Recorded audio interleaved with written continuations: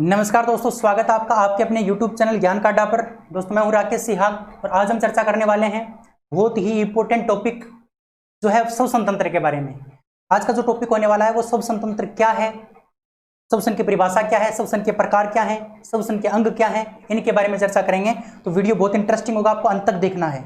इसके साथ साथ आप चैनल को सब्सक्राइब करेंगे, बेल आइकन को प्रेस करेंगे और इसके साथ आपको यह भी ध्यान रखना है कि अगर आपको किसी भी क्लास का पीडीएफ चाहिए तो आप हमारे टेलीग्राम चैनल को ज्वाइन करेंगे। टेलीग्राम चैनल का लिंक वीडियो के डिस्क्रिप्शन में है या फिर आप सर्च भी कर सकते हैं ज्ञान का अड्डा, आपको हमारा चैनल मिलेगा, इसको ज्वाइन कर लेना, पीडीएफ आपको दे दी जाएंगी। वीडियो को शेयर कर दिया करो, आपके लिए बहुत मेहनत करते हैं फिर भी आप वीडियो को शेयर नहीं करते। शेयर कर देना, इस वीडियो में आपको पता चलेगा कि किस प्रकार से श्वसन होता है, क्या होता है श्वसन, सारी बातें हम इसमें करने वाले हैं। चलिए वीडियो को शुरू करते हैं, बहुत ही इंटरेस्टिंग होगा, अंत तक आपको बने रहना है। चलिए शुरू करते हैं बात श्वसन तंत्र के बारे में। तो वीडियो शुरू करते हैं और बात करते हैं किसके बारे में, श्वसन तंत्र के बारे में। किसके बारे में? श्वसन तंत्र के बारे में, यानी श्वसन के बारे में चर्चा करेंगे। श्वसन क्या है, ठीक है, श्वसन जिसको हम रेस्पिरेटरी सिस्टम बोलते हैं या फिर रेस्पिरेटरी बोलते हैं ना, उसी के बारे में चर्चा करेंगे। तो सबसे पहले बात आती है श्वसन तंत्र की परिभाषा। सबसे पहले बात आती है श्वसन किसे कहा जाता है। सबसे पहले बात आती है श्वसन किसे कहा जाता है। आप हेडिंग लगा सकते हैं श्वसन। श्वसन तो आपको कोई पूछ ले श्वसन किसे कहते हैं, तो श्वसन सीधी सी बात है, हम जो सांस लेते हैं ना वही श्वसन है, वही ब्रीथिंग है, वही क्या है, रेस्पिरेटरी है, ठीक है। तो इसके बारे में हम, वही क्या है, रेस्पिरेशन है, ठीक है, उसी के बारे में हम चर्चा करेंगे। देखिए कोई भी सजीव होता है, कोई भी सजीव होता है वो क्या करता है, पोषक पदार्थ ग्रहण करता है। अब वो पोषक पदार्थ कार्बोहाइड्रेट भी हो सकता है, ग्लूकोज भी हो सकता है, वसा भी हो सकती है, प्रोटीन भी हो सकता है, लेकिन मुख्य जो पदार्थ होता है ना वो कार्बोहाइड्रेट या फिर ग्लूकोज ही होता है। सजीव का जो मुख्य पोषक पदार्थ है वो क्या है, कार्बोहाइड्रेट या फिर ग्लूकोज है। तो समझना अच्छे से इसकी परिभाषा कि सजीव द्वारा ग्रहण किए गए पोषक पदार्थ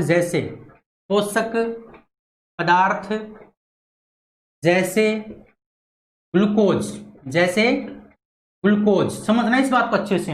यानी किसी भी सजीव के द्वारा ग्रहण किए गए पोषक तत्व जैसे ग्लूकोज को तोड़ने के लिए, उसका विघटन करने के लिए, उससे ऊर्जा प्राप्त करने के लिए। देखिए मान लो ये ग्लूकोज का अणु है, जब तक इसको तोड़ेंगे नहीं ना तब तक इससे क्या नहीं प्राप्त होगी, हमें ऊर्जा प्राप्त नहीं होगी, और जब इसको तोड़ देंगे तो हमें क्या प्राप्त होगी, ऊर्जा प्राप्त होगी।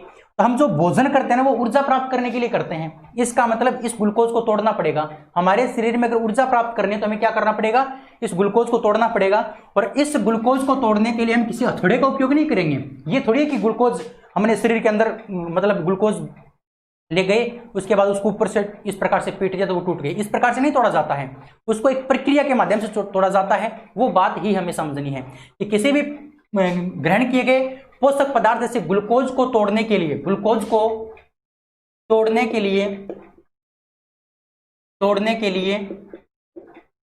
O2 की आवश्यकता होती है, O2 की आवश्यकता होती है, तथा इस क्रिया में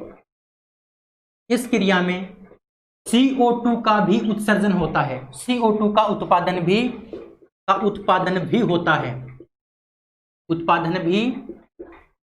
होता है। तो समझना इस बात को कि किसी भी सजीव के द्वारा ग्रहण किए गए पोषक पदार्थ जैसे ग्लूकोज हो गया, ग्लूकोज को तोड़ने के लिए किसकी आवश्यकता होगी, ऑक्सीजन की आवश्यकता होगी। कहने का मतलब ये जो ग्लूकोज है वो किसके माध्यम से टूटेगा, ऑक्सीजन के माध्यम से टूटेगा। टूटने के बाद उससे हमें ऊर्जा प्राप्त हो जाएगी और ऊर्जा के साथ साथ हमारे शरीर में क्या बनेगा, CO2 भी बनेगा। क्या बनेगा, CO2 भी बनेगा। इस बात को भी आपको ध्यान रखना है, ठीक है, CO2 भी बनेगा। तो CO2 का उत्पादन भी होता है, ये बात आप ध्यान रखोगे। अब आपको ध्यान रखना है कि ये जो मतलब वायुमंडल की जो O2 है और जो हमारे शरीर में बनने वाली जो CO2 है उसका आदान प्रदान करने की क्रिया को हम क्या कहते हैं, उसे ही हम श्वसन कहते हैं। तो आपको ये बात तो समझ में आ गई होगी कि भाई हमें ऑक्सीजन की आवश्यकता क्यों है और उसके बाद बनता क्या है, दोनों बात मैंने आपको बता दी। अब अच्छे से समझोगे कि वायुमंडलीय ऑक्सीजन यानी O2 तथा शरीर में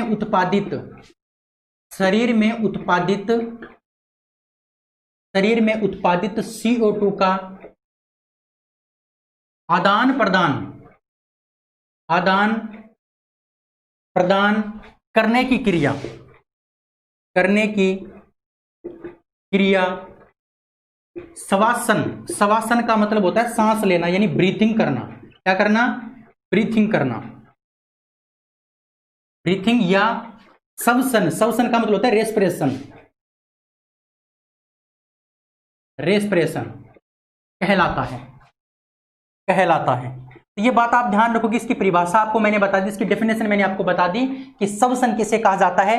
श्वसन किसे कहा जाता है कि हमारे पोषक पदार्थ को तोड़ने के लिए हमें ऑक्सीजन की आवश्यकता होती है और वहां से CO2 भी बनती है, वो टूटने के बाद CO2 भी बनती है। तो उस ऑक्सीजन और उस CO2 का जो आदान प्रदान होता है, यानी CO2 को छोड़ना, ऑक्सीजन को ग्रहण करना, इस क्रिया को हम क्या कहते हैं? इस क्रिया को हम कहते हैं श्वासन, यानी ब्रीथिंग, या फिर श्वसन, रेस्पिरेशन कहा जाता है। बिल्कुल सिंपल सी बात है। इतनी सी बात आपको इसकी परिभाषा के बारे में ध्यान रखनी थी। स्क्रीनशॉट आप इसका ले सकते हैं। फिर हम आगे बढ़ते हैं, ठीक है। चलिए, यहां तो कोई तकलीफ मेरे हिसाब से नहीं है। अब देखिए, मैंने आपको परिभाषा बता दी। अब इसमें आपको थोड़ा सा ध्यान रखना है कि जो मैंने परिभाषा बताई है, ये परिभाषा आपको याद तो हो गई आपकी तरफ से, मेरी तरफ से तो मैंने बता दी। आपको याद हुई है या नहीं हुई वो आपको पता है। अब आपको क्या करना है, जो भी आपके पास बुक है ना, उस बुक में से यही टॉपिक आपको देखना है और उसमें से ये देखना है कि मैंने कौन सी ऐसी चीज नहीं करवाई जो आपको पढ़नी जरूरी है। ठीक है, कुछ तो मेहनत आपको भी करनी पड़ेगी, कुछ मेहनत आपको भी करनी पड़ेगी। कोई भी टीचर होता है, कोई भी संस्था होती है, वो सिर्फ आपको क्या करती है, उस रास्ते की तरफ धकेलती कि आप इस रास्ते के ऊपर जाओ। अब उस रास्ते के ऊपर चलना, उसको समझना, कहां पर आपको आराम करना है, कहां पर आपको काम करना है, वो सारी बातें आपको देखनी पड़ती हैं। हाँ, टीचर बता सकता है कि आपको ये काम करोगे तो ठीक रहेगा, ये काम करोगे तो ठीक रहेगा। ठीक है, तो वही काम मैं आपके के लिए कर रहा हूं। ये बात मैंने आपको बता दी, श्वसन किसे कहते हैं। अब बात आती है श्वसन के अंग।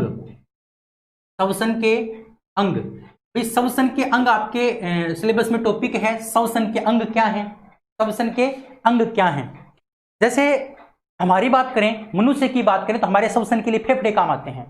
लेकिन अगर किसी कीट की बात करें, किसी पक्षी की बात करें, किसी सरीसृप की बात करें, मछली की बात करें, केंचुए की बात करें, किसी बिना रीढ़ की हड्डी वाले ऐसे अकशेरुकी जो जीव होते हैं उनकी बात करें, तो उनमें कौन कौन से अंग पाए जाते हैं। तो वही टॉपिक है ये हमारा, इस श्वसन के अंग, यानी अलग अलग जीवों में अलग अलग प्रकार के क्या पाए जाते हैं, अंग पाए जाते हैं, और उन्हीं अंग के बारे में हमें पढ़ना है। आई बात समझ में। चलिए, श्वसन के अंग में सबसे पहले बात करते हैं निम्न अकशेरुकी जीवों के बारे में। एक नंबर बात आप ध्यान रखोगे अच्छे से कि निम्न अकशेरुकी, निम्न अकशेरुकी जीव जैसे, निम्न अकशेरुकी जीव जैसे, अकशेरुकी का मतलब क्या होता है, जिसके रीढ़ की हड्डी नहीं पाई जाती, जिसके रीढ़ की हड्डी नहीं पाई जाती। ठीक है ना, ये बात आप अच्छे से ध्यान रखोगे। तो जैसे स्पंज हो गया, स्पंज हो गया, सिलिंट्रेटा हो गया, सिलिंट्रेटा चपेटकर्मी,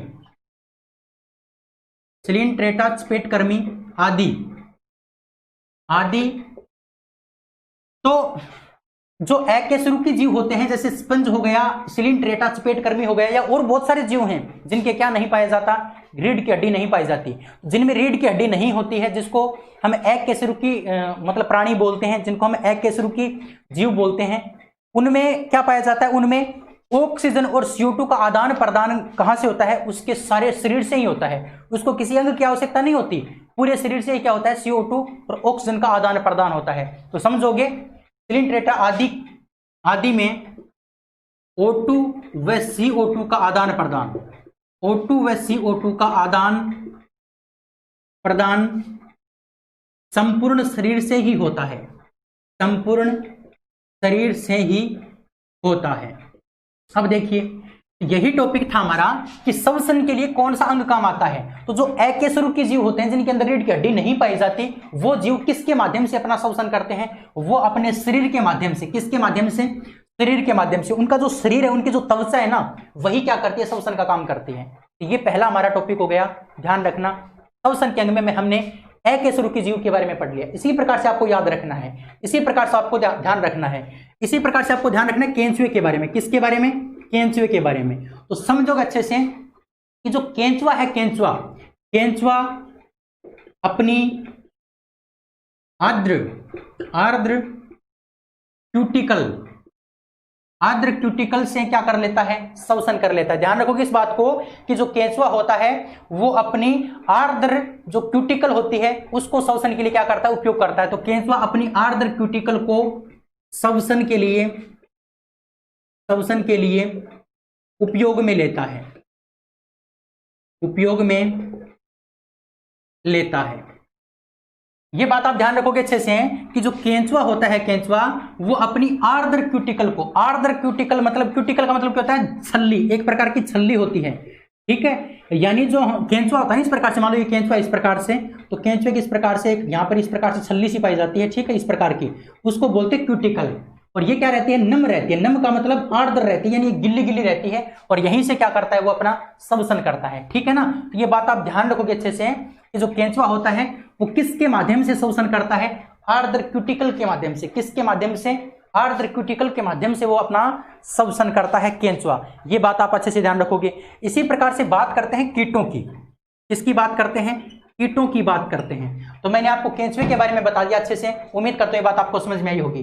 अब हम अगर बात करें कीटों की, तो कीटों के जो शरीर होता है, कीटों का शरीर, उसमें नलिकाएं पाई जाती हैं, एक नलिकाओं का जाल पाया जाता है जिसको हम श्वसन नलिकाएं कहते हैं। तो आप समझोगे इस बात को कि कीटों के शरीर में नलिकाओं का जाल पाया जाता है, जाल पाया जाता है, जिसे नलिकाओं का जाल पाया जाता है, जिसे क्या कहते हैं, जिसे श्वसन नलिकाएं कहते हैं, श्वसन नलिकाएं कहते हैं, श्वसन नलिकाएं कहते हैं, श्वसन नलिकाएं कहते हैं। आपको कोई पूछ ले कि बताओ कीट जो है ना, कीट वो किसके माध्यम से अपना श्वसन करते हैं, तो ध्यान रखना जो कीट होते हैं वो श्वसन नलिकाओं के माध्यम से, श्वसन नलिकाओं के माध्यम से क्या करते हैं, अपना श्वसन करते हैं। उनके शरीर के अंदर इस प्रकार से जाल पाया जाता है, श्वसन नलिकाओं का जाल पाया जाता है, और उन्हीं नलिकाओं के माध्यम से वो श्वसन करते हैं। इसलिए उन नलिकाओं को क्या नाम दे दिया गया, श्वसन नलिका नाम दे दिया गया। क्या नाम दे दिया गया, श्वसन नलिका नाम दे दिया गया, ठीक है। ये बात आपको ध्यान रखनी है। चलिए आगे चर्चा करते हैं भाई। नेक्स्ट अब हम चर्चा करते हैं जलीय जीवों की। किसकी बात करते हैं, जलीय जीवों की। तो समझना कि जो जलीय जो जीव होते हैं, जलीय जीवों में ऑर्थोपोडा संघ के जीव आते हैं, ऑर्थोपोडा संघ के जीव, ऑर्थोपोडा जलीय, जैसे ऑर्थोपोडा व मोलस्का संघ के जो जीव होते हैं वो भी जलीय जीव होते हैं एक प्रकार के। तो जलीय ऑर्थोपोडा व मोलस्का, ऑर्थोपोडा व जो मोलस्का संघ के जो जीव होते हैं वो क्या करते हैं, श्वसन जो करते हैं वो क्लोम की सहायता से करते हैं। किसकी सहायता से, क्लोम यानी गिल की सहायता से। इस बात को आप समझोगे। जलीय ऑर्थोपोडा व मोलस्का संघ के जीव श्वसन क्लोम बोले तो क्लोम का मतलब होता है गिल के माध्यम से करते हैं, ठीक है। ये बात आप अच्छे से ध्यान रखोगे कि जो जलीय जो जीव होते हैं, ऑर्थोपोडा संघ के जो जीव होते हैं, या फिर जो मोलस्का संघ के जो जीव होते हैं, वो क्या करते हैं, अपने श्वसन के लिए किसका प्रयोग करते हैं, गिल का प्रयोग करते हैं। किसका प्रयोग करते हैं, क्लोम का प्रयोग करते हैं, ठीक है। ये बात आपको अच्छे से ध्यान रखनी है क्योंकि आपके एग्जाम की दृष्टि से इंपॉर्टेंट है। अब ये जो मैं आपको टॉपिक करवा रहा हूं, ये 11th क्लास की बुक से करवा रहा हूं, क्योंकि 11th क्लास की बुक में ही ये बातें दे रखी हैं। 12th क्लास की बुक में आपके श्वसन का टॉपिक नहीं है, ठीक है। तो 11th क्लास तक की बातें मैं आपको बता रहा हूं। अब इससे हाई लेवल मैं आपको क्या बताऊं। अब देखो क्वेश्चन की लैंग्वेज थोड़ी बहुत बदल सकती है, लेकिन क्वेश्चन इसमें से आएंगे, ये मैं आपसे दावा करता हूं। जब आप एग्जाम दे के आओगे ना तब पता चलेगा। अब आप कितना ही कर लो, क्या करवा रहे हो, क्या पता कितना लो लेवल का करवा रहे हो, कुछ भी बोल लो, लेकिन जब आप एग्जाम दे के आओगे तब देखना आएगा या नहीं आएगा, ठीक है। चलिए यहां तक आपको कोई दिक्कत नहीं मेरे हिसाब से। अब बात करते हैं स्थलचर प्राणियों की बात करते हैं। जो स्थलचर प्राणी होते हैं, स्थलचर प्राणी, इस बात को समझोगे, स्थलचर प्राणी श्वसन के लिए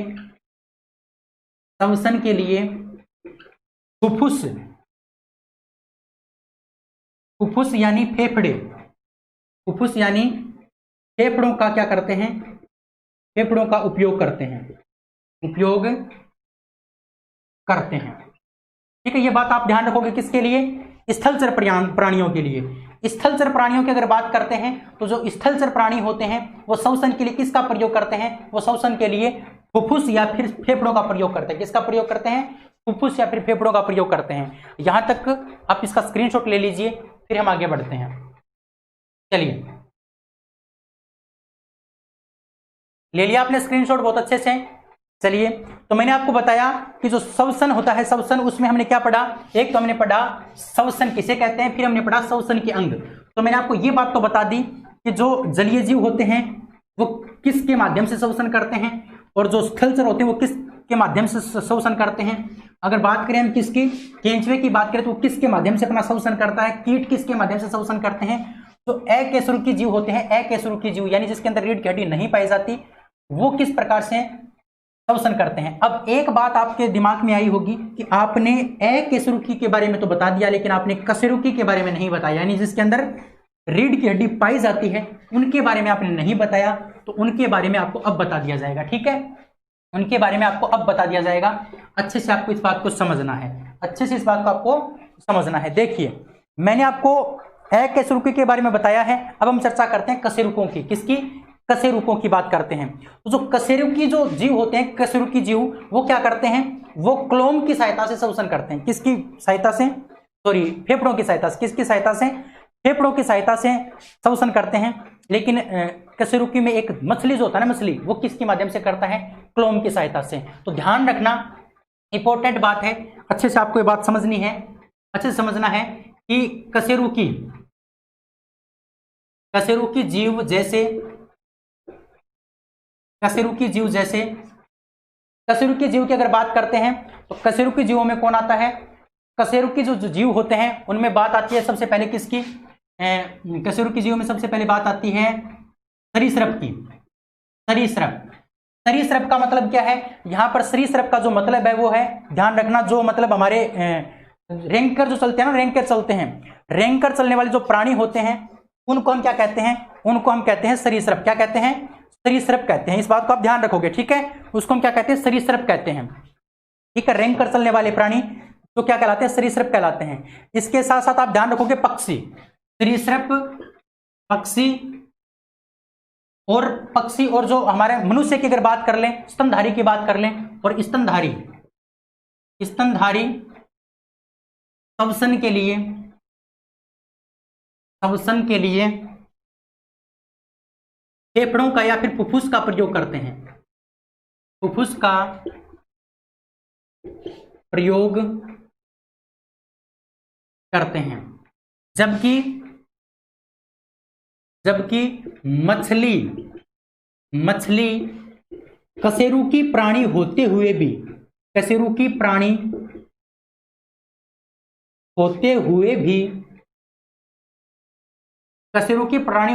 भी क्लोम की सहायता से, क्लोम यानी गिल की सहायता से श्वसन करता है। गिल की सहायता से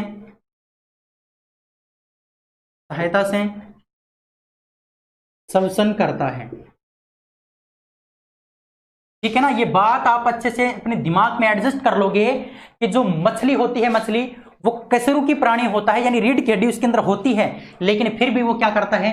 क्लोम की सहायता से या फिर गिल की सहायता से अपना श्वसन करता है। मैंने ऊपर क्या बताया था कि जो कशेरुकी जो जीव होते हैं वो जैसे सरीसृप हो गया, पक्षी हो गया, स्तनधारी जीव में जैसे मनुष्य हो गया, है ना, मनुष्य हो गया, वो जो श्वसन करते हैं वो किसके माध्यम से करते हैं? वो करते हैं फेफड़ों के माध्यम से।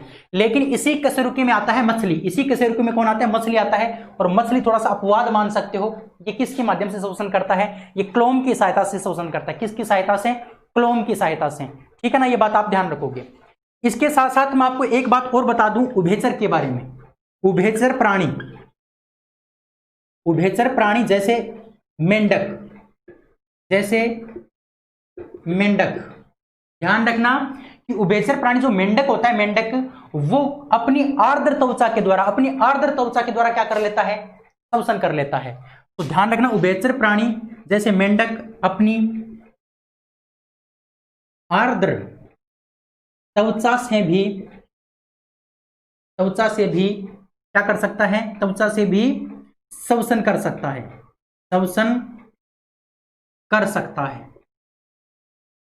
तो जो मेंढक होता है, मेंढक वो किसके माध्यम से, अपनी आर्द्र त्वचा के माध्यम से, उसकी जो गीली जो त्वचा होती है ना उसके माध्यम से भी वो क्या कर सकता है, श्वसन कर सकता है। तो ये बात आपको ध्यान रखनी थी, किसके बारे में, श्वसन अंग के बारे में। तो श्वसन की परिभाषा मैंने आपको बता दी और श्वसन के जो अंग है वो मैंने आपको बता दिए। तो यहां तक आपको बिल्कुल क्लियर हो गया होगा, कोई तकलीफ आपको नहीं होगी। यहां तक आप इसका स्क्रीनशॉट ले लीजिए, फिर हम आगे बढ़ते हैं, फिर हम आगे चर्चा करते हैं। चलिए ले लिया आपने स्क्रीनशॉट बहुत अच्छे से। हाँ, अब हम आगे जो चर्चा करेंगे वो चर्चा करेंगे श्वसन के प्रकार। श्वसन के प्रकार, श्वसन कितने प्रकार का होता है, ठीक है, श्वसन कितने प्रकार का होता है, एक एक पॉइंट मैं आपको बताऊंगा। टॉपिक में आपके जो है श्वसन के टॉपिक में वो सारी बातें मैं आपको बताऊंगा, बिल्कुल भी आपको टेंशन नहीं लेनी है। बस आप एक बार पेशेंस रखे, पढ़ लो और फिर देखना आपका किस प्रकार से बायोलॉजी कंप्लीट होता है, ये मैं आपसे दावा करता हूं। हाँ, अब आप ये सोच रहे होंगे कि आप बहुत ज्यादा बोलते हैं, बहुत ज्यादा कहते हैं कि क्या पढ़ाओगे, लेकिन जब परीक्षा दे के आओगे ना तब आपको पता चलेगा, उससे पहले मैं कुछ नहीं बता सकता आपको, ठीक है। चलिए आगे बढ़ते हैं, आगे हम चर्चा करते हैं हमारा जो प्रकार है श्वसन के प्रकार, उनके बारे में चर्चा करते हैं। तो श्वसन के प्रकार, हेडिंग लगा सकते हो, श्वसन के प्रकार, श्वसन के प्रकार। तो श्वसन दो प्रकार का होता है, कितने प्रकार होते हैं इसके, दो प्रकार होते हैं। दो प्रकार कौन कौन से, पहला है अनोक्सी श्वसन, अनोक्सी श्वसन, और जो दूसरा है वो है ओक्सी श्वसन, ओक्सी श्वसन। देखिए इनसे संबंधित क्रेब्स चक्कर और ग्लाइकोलाइसिस चक्कर होता है, वो भी मैं आपको बताऊंगा, ठीक है, वो अलग से बताऊंगा, इनके अंदर शामिल नहीं करूंगा। आपकी बुक वगैरह में तो साथ में दे रखा होगा घुसा के, लेकिन मैं आपको साथ में नहीं करवाऊंगा, अलग से करवाऊंगा, जिससे आपका कंप्लीट अच्छे से याद हो जाएगा, ठीक है। तो मेरे हिसाब से मेरे को ये सिलेबस करवाने दो, है ना। आप ये मत कहो कि आप यहाँ ये टॉपिक करवाओ, यहाँ ये, वो मेरे हिसाब से मैं मैनेज कर लूंगा अपने आप, ठीक है, कहाँ मेरे को कौन सा टॉपिक करवाना है। तो सबसे पहले हम चर्चा करते हैं अनोक्सी श्वसन के बारे में। किसके बारे में, अनोक्सी श्वसन के बारे में चर्चा करते हैं। अनोक्सी श्वसन, अनोक्सी श्वसन किसे कहा जाता है, अनोक्सी श्वसन किसे कहा जाता है कि ऐसा श्वसन जो वायु की अनुपस्थिति में होता है। तो ध्यान रखना, वायु की अनुपस्थिति में संपन्न, वायु की अनुपस्थिति में संपन्न, वायु की अनुपस्थिति में क्या होता है, संपन्न होता है, पूरा होता है, इसमें वायु की आवश्यकता नहीं होती। एक बात ध्यान रखोगे। अच्छा, इसकी खोज किसने की थी इस श्वसन की, ये बात भी आपको अच्छे से ध्यान रखनी है कि जो अनोक्सी जो श्वसन है, अनोक्सी जो श्वसन है उसकी खोज किसने की थी, इसकी खोज की थी कोस्टिचेव नाम का एक व्यक्ति था, कोस्टिचेव नाम का व्यक्ति, कोस्टिचेव, कोस्टिचेव नाम के व्यक्ति ने क्या की थी, इसकी खोज की थी, इस अनोक्सी श्वसन की। ध्यान रखोगे अच्छे से, वायु की अनुपस्थिति में संपन्न होता है। इसकी खोज किसके द्वारा की गई थी, कोस्टिचेव के द्वारा की गई थी। किसके द्वारा, कोस्टिचेव के द्वारा, ठीक है। इसके साथ साथ आपको ध्यान रखना है कि इसमें अंतिम उत्पाद क्या बनता है, इसमें जो अंतिम उत्पाद है वो क्या बनता है, ये बात भी आपको ध्यान रखनी है। अंतिम उत्पाद, अंतिम उत्पाद, यानी ये श्वसन होने के बाद, अनोक्सी श्वसन होने के बाद, यानी वायु की अनुपस्थिति में श्वसन होने के बाद लास्ट में जो पदार्थ बनता है, तो लास्ट में जो पदार्थ बनता है वो क्या क्या बनता है, उत्पाद क्या बनता है। एक तो बनता है एथिल एल्कोहल, क्या बनता है, एथिल एल्कोहल, एथिल एल्कोहल बनता है, एथिल एल्कोहल प्लस क्या बनता है, CO2। एथिल एल्कोहल और CO2 का निर्माण होता है अंतिम उत्पाद के रूप में। जैसे मान लो ये कोई व्यक्ति है, मान लो कोई व्यक्ति है, ठीक है, ये इस प्रकार से कोई व्यक्ति है और इस व्यक्ति का ये मान लो इस प्रकार से पैर है, ये क्या है, एक पैर है। इस पैर में यहां पर क्या होने लगा, अनोक्सी श्वसन होने लगा। क्या होने लगा, अनोक्सी श्वसन। यानी कहने का मतलब ये जो शरीर है, ये पैर है, इस पैर में ग्लूकोज था, क्या था, ग्लूकोज। अब इस ग्लूकोज को क्या नहीं मिल रही है, ऑक्सीजन नहीं मिल रही है, यहां पर वायु नहीं पहुंच रही है, तो भी ये ग्लूकोज क्या होगा, टूटने की कोशिश करेगा।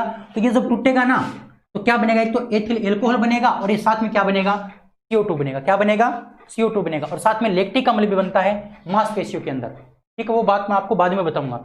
लेकिन ध्यान रखना, अंतिम जो उत्पाद होता है अनोक्सी श्वसन का वो क्या होता है, एथिल एल्कोहल प्लस CO2 होता है, एथिल एल्कोहल प्लस CO2, ये बात आपको ध्यान रखनी है। अच्छा, कौन से भाग में संपन्न होता है, संपन्न कहां पर होता है, तो ध्यान रखोगे कोशिका द्रव्य में, कोशिका द्रव्य में। कोशिका द्रव्य को इंग्लिश में साइटोप्लाज्म भी कहा जाता है। क्या कहा जाता है? साइटोप्लाज्म। साइटोप्लाज्म, साइटोप्लाज्म में संपन्न, यानी कहने का मतलब ये जो अनुक्ष शोषण होता है ये कहां पर पूरा होता है? ये कोशिका द्रव्य यानी साइटोप्लाज्म में संपन्न होता है। कहां पर संपन्न होता है? साइटोप्लाज्म यानी कोशिका द्रव्य में संपन्न होता है। ठीक है, ये बात आप अच्छे से ध्यान रखोगे। साइटोप्लाज्म में संपन्न होता है, कोशिका द्रव्य में संपन्न होता है। अच्छा, एक बात आपको और ध्यान रखनी है, इसकी परिभाषा में आपको एक छोटी सी परिभाषा बता देता हूं कि अनुक्ष शोषण किसे कहते हैं। कि वायु की अनुपस्थिति में, मैंने वायु की अनुपस्थिति क्यों बताया? क्योंकि यह अनुक्ष शोषण वायु की अनुपस्थिति में ही होता है। तो ध्यान रखोगे, वायु की अनुपस्थिति में जो ग्लूकोज है, ग्लूकोज का आंशिक अपघटन हो जाता है। क्या हो जाता है? आंशिक अपघटन, यानी थोड़ा सा उसका अपघटन हो जाता है, और अपघटन होने से एक तो CO2 बनता है और एक एल्कोहल बनता है। ठीक है, वो जो ग्लूकोज है वो CO2 और ग्लूकोज में CO2 प्लस एल्कोहल में परिवर्तित हो जाता है। इस क्रिया को हम क्या बोलते हैं? इस क्रिया को बोलते हैं किण्वन, और किण्वन को ही क्या कहा जाता है? अनुक्ष शोषण कहा जाता है। तो ध्यान रखोगे अच्छे से, समझना अच्छे से। वायु की अनुपस्थिति में, वायु की अनुपस्थिति में, वायु की अनुपस्थिति में ग्लूकोज का, ग्लूकोज आंशिक अपघटन द्वारा, ग्लूकोज का आंशिक अपघटन द्वारा, आंशिक अपघटन द्वारा, अपघटन द्वारा CO2 तथा एल्कोहल में रूपांतरण, CO2 तथा एल्कोहल में रूपांतरण, क्या कहलाता है? किण्वन या अनुक्ष शोषण कहलाता है। किण्वन या अनुक्ष शोषण कहलाता है। ठीक है बाबू, ये बात आप ध्यान रखोगे अच्छे से कि वायु की अनुपस्थिति में, या वायु नहीं है, वायु की अनुपस्थिति में जो ग्लूकोज होता है, ग्लूकोज वो आंशिक अपघटित होकर के, यानी कुछ मात्रा में टूट करके किसका निर्माण कर देता है? CO2 प्लस एल्कोहल का निर्माण कर देता है। और इसी क्रिया को हम क्या बोलते हैं? किण्वन बोलते हैं, या फिर उसी को हम क्या बोलते हैं? अनुक्ष शोषण बोलते हैं। ठीक है, ये बात आप ध्यान रखोगे। यहां तक आप इसका स्क्रीनशॉट ले लीजिए, फिर हम आगे बढ़ते हैं। चलिए, ले लिया स्क्रीनशॉट? बहुत अच्छे से। हाँ, आगे बढ़ते हैं। नेक्स्ट अनुक्ष शोषण के बारे में आगे चर्चा करते हैं।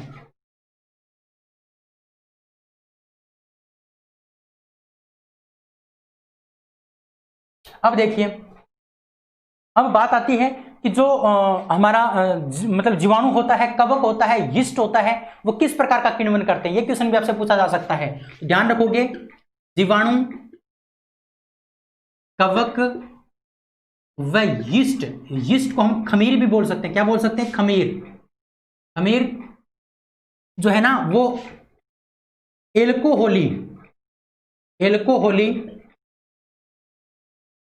एल्कोहली किण्वन दर्शाते हैं, या फिर किण्वन करते हैं, एल्कोहली किण्वन करते हैं। ठीक है, ये बात आप ध्यान रखोगे अच्छे से। यानी ये जो जीवाणु होता है, कवक होता है, यीस्ट होता है, या फिर जो खमीर होता है, उनमें किस प्रकार का किण्वन होता है? तो उनमें एल्कोहली प्रकार का किण्वन होता है। ठीक है, एल्कोहली प्रकार का किण्वन। इसी प्रकार से आप ध्यान रखना कि जो गोबर गैस का सड़ना, गोबर गैस का निर्माण होना, है ना, गोबर का सड़ना, गोबर गैस का निर्माण होना, दूध का फटना, गोबर का सड़ना, गोबर गैस का निर्माण, गोबर गैस का निर्माण, दूध का फटना, बेकरी उत्पाद या फिर ब्रेड निर्माण, बेकरी उत्पाद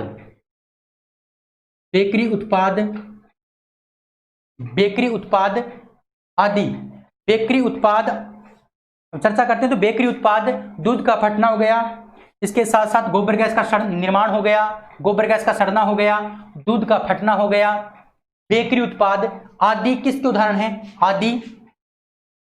आदि किण्वन के उदाहरण हैं। किसके उदाहरण हैं? किण्वन के उदाहरण हैं, किण्वन के उदाहरण हैं। ठीक है, ये बात ध्यान रखोगे कि गोबर का सड़ना, गोबर गैस का निर्माण, दूध का फटना, बेकरी उत्पाद, ये सभी के सभी किसके उदाहरण है? किण्वन के उदाहरण। आपसे पूछा जा सकता है कि ये किस प्रकार के उदाहरण है, यानी गोबर गैस का सड़ना किस प्रकार के श्वसन का उदाहरण है? तो अनोक्सी श्वसन या फिर किण्वन का उदाहरण है। ठीक है, अब आपको ध्यान रखना है कि दूध किसकी वजह से फटता है, दूध किसकी वजह से फटता है? तो ध्यान रखना, लेक्टोबेसिलस, लेक्टोबेसिलस जीवाणु द्वारा। लेक्टोबेसिलस जीवाणु क्या कर देता है? इसका किण्वन कर देता है, इसको फाड़ देता है। ठीक है, लेक्टोबेसिलस।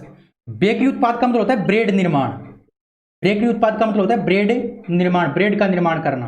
ये सभी के सभी किसके उदाहरण होते हैं? ये सभी के सभी अनोक्सी श्वसन या फिर किण्वन के उदाहरण होते हैं, अनोक्सी श्वसन या फिर किण्वन के उदाहरण होते हैं। ठीक है ना, ये बात आपको ध्यान रखनी है। अब मैं आपको बताता हूं ब्रेड जो निर्माण करते हैं, ब्रेड निर्माण, तो ब्रेड निर्माण में जो ब्रेड होती है वो फूल जाती है और क्या हो जाती है? लचीली हो जाती है। उस ब्रेड में क्या आ जाता है? फुलाव आ जाता है और उसमें लचीलापन आ जाता है।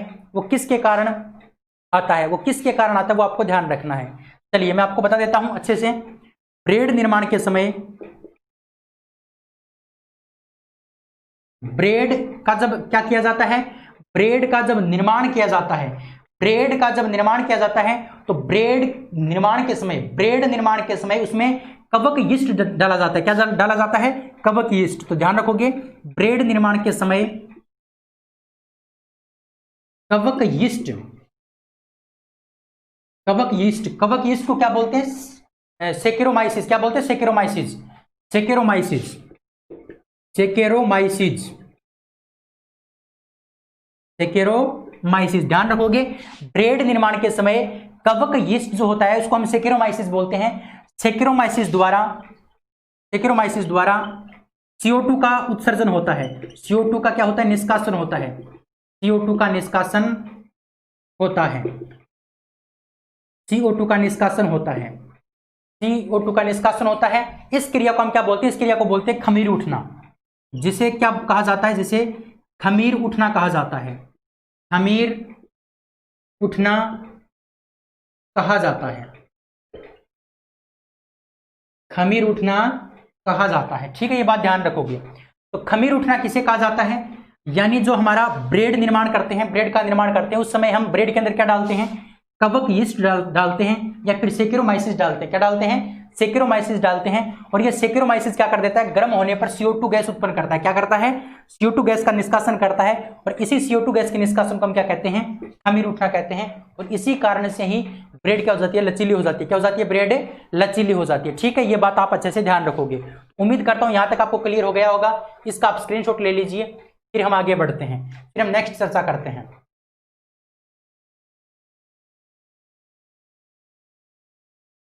ले लिया आपने स्क्रीनशॉट बहुत अच्छे से। चलिए आगे बढ़ते हैं, अब आगे चर्चा करते हैं। एक दो बातें आपको और ध्यान रखनी है इस अनोक्सी श्वसन के बारे में, एक दो बातें आपको और ध्यान रखनी है अनोक्सी श्वसन के बारे में। और वो क्या क्या ध्यान रखनी वो मैं आपको बता देता हूं। देखिए, और अनोक्सी श्वसन में आपको यह भी ध्यान रखना है कि मान लो कोई व्यक्ति अधिक परिश्रम कर रहा है, तो ध्यान रखना अधिक परिश्रम करने वाला जो व्यक्ति होता है, अधिक परिश्रम करने पर हमारी जो मांसपेशियां होती हैं, उन मांसपेशियों में ग्लूकोज का क्या होने लगता है? अनोक्सी श्वसन होने लगता है, जिससे किसका निर्माण होगा? लैक्टिक अम्ल का निर्माण होगा। और उस लैक्टिक अम्ल के कारण हमें दर्द और थकान का अनुभव होता है। इस बात को आप समझोगे कि अधिक परिश्रम करने पर, अधिक परिश्रम करने पर, अधिक परिश्रम करने पर पेशियों में ग्लूकोज का अनोक्सी श्वसन होने लगता है, अनोक्सी श्वसन होने लगता है, अनोक्सी श्वसन होने लगता है। यानी अधिक परिश्रम करने पर हमारी जो पेशियां होती हैं उसमें क्या होने लगता है? ग्लूकोज का अनोक्सी श्वसन होने लगता है। इस बात को आप ध्यान रखोगे कि हमारी जो मांसपेशियां हैं उनमें जो ग्लूकोज है उसका कौन सा श्वसन होने लगता है? अनोक्सी श्वसन होने लगता है, जिससे पेशियों में थकान व दर्द का अनुभव होता है, दर्द का अनुभव होता है। ठीक है ना, ये बात आप ध्यान रखोगे अच्छे से कि अगर अधिक परिश्रम करेंगे तो अधिक परिश्रम करने से जो पेशियां है ना, पेशियां, उसमें ग्लूकोज का क्या होने लगता है, अनोक्सी शोषण होने लगता है। क्या होने लगता है, अनोक्सी शोषण होने लगता है। और अनोक्सी शोषण के कारण पेशियों में जकड़न आ जाती है, थकान महसूस होती है और साथ में क्या होता है, दर्द भी होता है। ये बात भी आप अच्छे से ध्यान रखोगे, ठीक है। इसके साथ साथ मैं आपको एक बात और बता दूं, इस अनोक्सी शोषण का उपनाम भी आपको ध्यान रखना है। अनोक्सी शोषण को अवायवीय शोषण भी कहा जाता है। क्या कहा जाता है, अवायवीय शोषण भी कहा जाता है, अवायवीय शोषण भी कहा जाता है। ये बात आप अच्छे से ध्यान रखोगे। इसके साथ साथ एक बात आप और ध्यान रखोगे कि जिन जीवधारियों में यह शोषण होता है उन जीवधारियों को क्या कहा जाता है, उन जीवधारियों को कहा जाता है एनएरोब्स। क्या कहा जाता है, एनएरोब्स। ध्यान रखना, जिन जीवधारियों में यह शोषण होता है, यह शोषण होता है, जिन जीवधारियों में यह शोषण होता है उन्हें हम क्या कहते हैं, उन्हें एनएरोब्स कहते हैं, उन्हें एनएरोब्स कहा जाता है, ठीक है ना। उन्हें हम क्या कहते हैं, एनएरोब्स या फिर एनएरोब्स कहा जाता है। ये बात पे आपको ध्यान रखनी है, इंपॉर्टेंट है आपके एग्जाम की दृष्टि से, ठीक है। ये था हमारा अनोक्सी शोषण। उम्मीद करता हूं आपको अनोक्सी शोषण समझ में आ गया होगा। चलिए आप इसका स्क्रीनशॉट ले लीजिए, फिर हम आगे बढ़ते हैं। इसका आप स्क्रीनशॉट ले लीजिए, फिर हम आगे बढ़ते हैं। ले लिया होगा आपने स्क्रीनशॉट बहुत अच्छे से। चलिए, तो ये हमारा था शोषण का पहला प्रकार, अनोक्सी शोषण। अब हम चर्चा करते हैं ओक्सी शोषण के बारे में। किसके बारे में, ओक्सी शोषण के बारे में चर्चा करते हैं। ओक्सी शोषण क्या है, चलिए ओक्सी शोषण क्या है। ओक्सी शोषण 2 नंबर आप हेडिंग लगा सकते हैं, ओक्सी शोषण, ओक्सी शोषण। ओक्सी शोषण की चर्चा करते हैं बाबू। ओक्सी शोषण क्या है, देखिए सबसे पहली बात तो यही है कि ये वायु की उपस्थिति में होता है, इसीलिए इसका नाम है ओक्सी, ठीक है।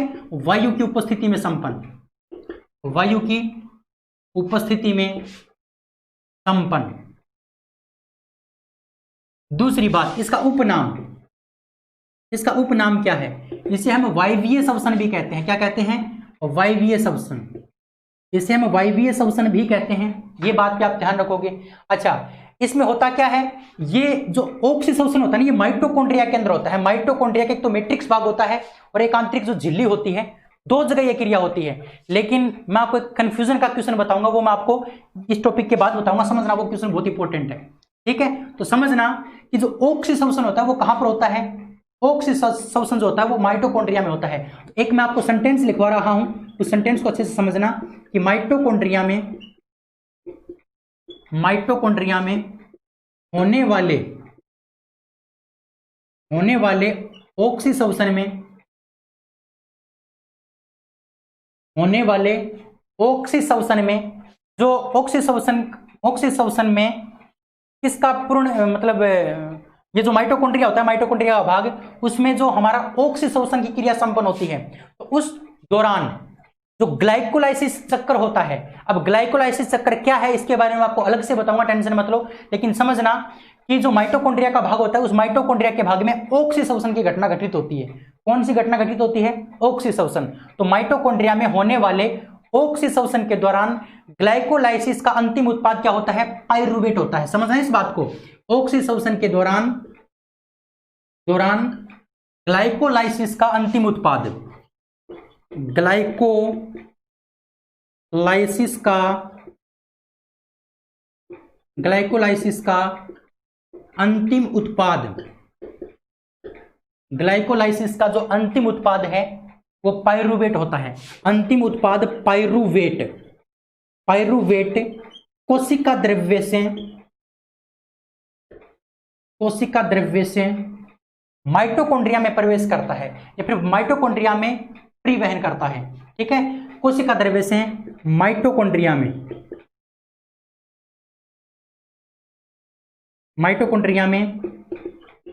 परिवहन करता है,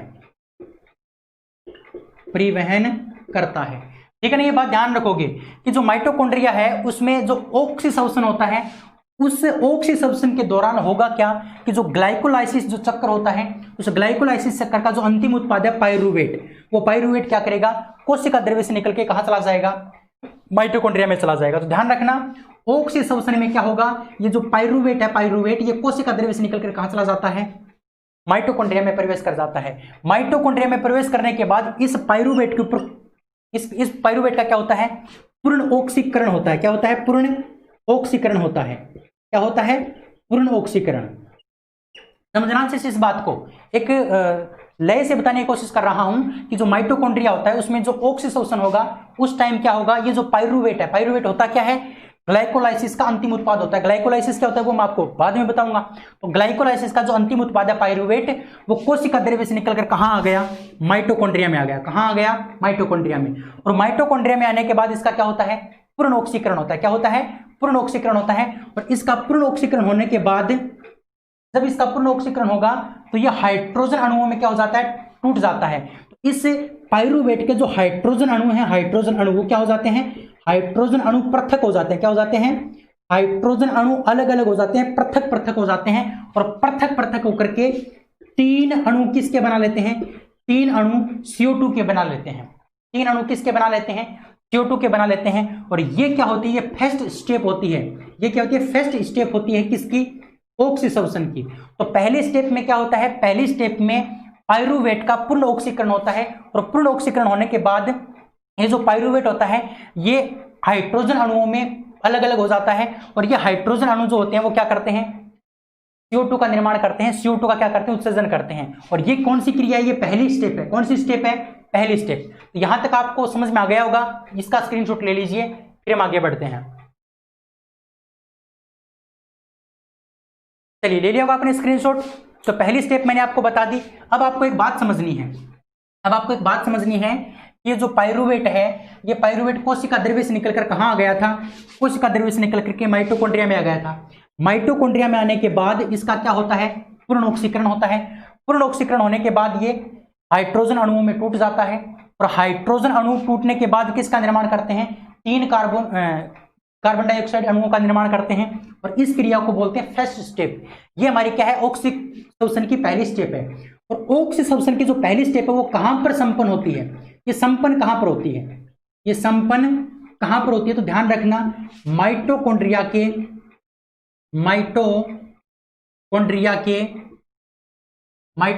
के मैट्रिक्स भाग में, मैट्रिक्स, और इसे ही कहा जाता है अधात्री भाग, अधात्री भाग। ध्यान रखना, ठीक है। तो ये जो पहली स्टेप है, पहली स्टेप है, ये घटना कहां पर घटित होती है, माइटोकॉन्ड्रिया का जो मैट्रिक्स भाग है या फिर जो अधात्री भाग है, वहीं पर क्या होती है, ये क्रिया संपन्न होती है। ठीक है, वहीं पर ये क्रिया संपन्न होती है।